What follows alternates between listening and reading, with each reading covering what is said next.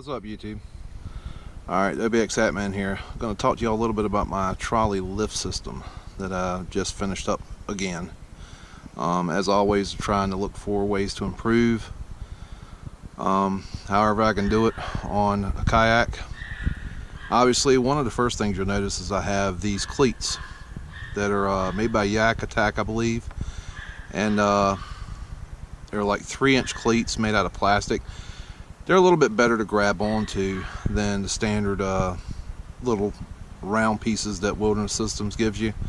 And I figured I'd use them instead of the T-handle stainless steel cabinet knobs that I was using before, just because the cabinet knobs were so heavy. They were very heavy for their size, and you'll see them in one of the other videos I did of this. So I put these cleats here, and I took this Dyneema line, which you can get on Amazon. I forget how much it is per foot. It's not very expensive, but it's like 15 times stronger than steel. It's got a core in it that's real strong, and then it's wrapped with like a nylon braid around the outside. I basically replaced the cord that Wilderness Systems gives you for their rudder lift system with that. And I bought 2 stainless steel washers. You see them. There's 2 stainless steel washers here. One's a little bit bigger size than the other. And the reason I did that is because I wanted to stack the washers on top of each other so that they don't pull through the hole, so the knot doesn't pull through the hole, because I had an issue with that with the system that they give you by default. Because the cord is just, once you knot it up and expect it to hold, it wants to pull through because it's a straight line hole, whereas this is at an angle. So I put those 2 washers ahead of the knot, with the big one first and then the small one on the very outside, and then did just a overhand knot twice, and that holds pretty good. Plus there's no sharp edges on the cleat, which means that it won't rub through the line over, you know, multiple use scenario. Then the bungee cord I got online as well. It's a marine grade bungee cord made in the lime green, because that's the concept I'm going with, this gray and lime green. And I forget who makes that, but it's also on Amazon, and there's multiple colors of that. The Dyneema line I could only find in that lime green. Don't know why they don't make it in different colors. No idea. But anyhow, it matched what I was doing, so I went in and picked it up. Back here I put a Hark and Pulley instead of their pad-eye system that they had in this spot. I put the Hark and Pulley in here, and I had to mount it this low because all of the molding on the inside of the boat or the kayak, it doesn't really make for a good spot to mount this and to get a good even flow. So I had to mount it just below this, and this is all silicone so that, you know, it can't be water can't come in through it. So that's good to go. And that also makes for less friction when you're pulling back and forth. And that's generally why I did all these modifications, because what they give you by default is pretty horrible for friction. So that's why I did what I did. So I ran it through this pad-eye. These 2 lines right here, the smaller ones. I run through the guide for my trolley lift system on the top with the top line. Come back, run through this guide, which is also for the trolley system. And then I ran the line underneath, just underneath those. I ran the bottom line through this pad-eye that Wilderness Systems give you, but I did not run the top line through that because I wanted more of a straight shot to the other pulley. Coming back further, and right here you have the pulley system with the bracket that I made, which is also in the other video. Just an aluminum bracket that I made, and I put a backing plate on it so that it's nice and secure. And then I basically sandwiched 2 Hark and pulleys on either side of this, and I also made this small enough so that my line can't hit it and it nick my line if I'm fighting a fish. And then these cords are all wrapped around these pulleys a very certain way, and I don't know if you can see the way that they're wrapped there, but the top one wraps on the outside and then comes to the inside. Then the bottom one wraps on the outside and then comes to the inside, which allows for less friction. Okay, and then you come back here to the back pulleys. I will explain this real quick. The cable system they give you to hold your rudder in place is not the best.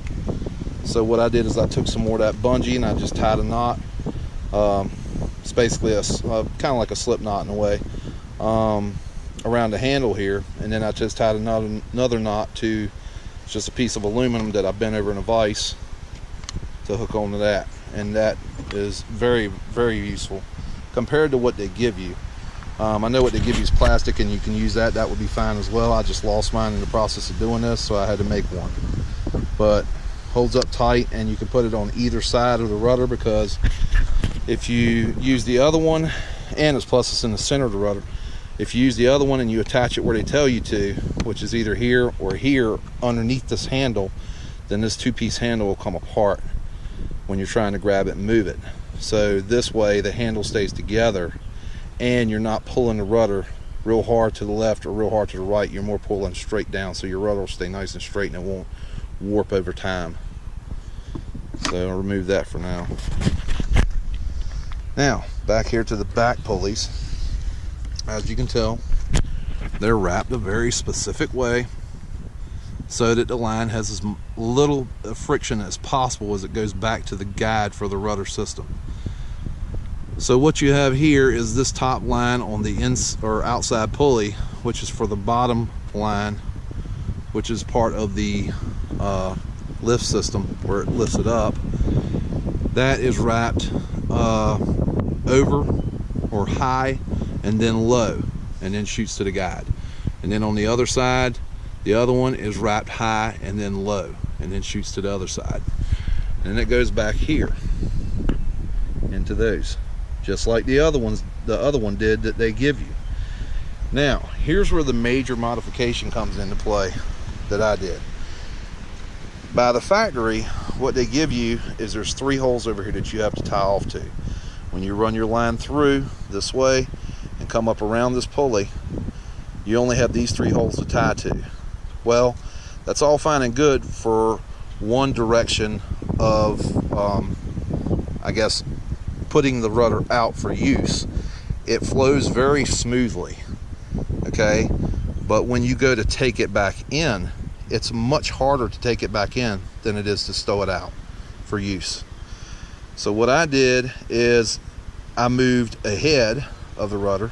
I took I want to say it was a 3/8 inch, no, not 3/8, it was much smaller than that. It's 1/4 inch, I believe. 1/4 inch drill bit.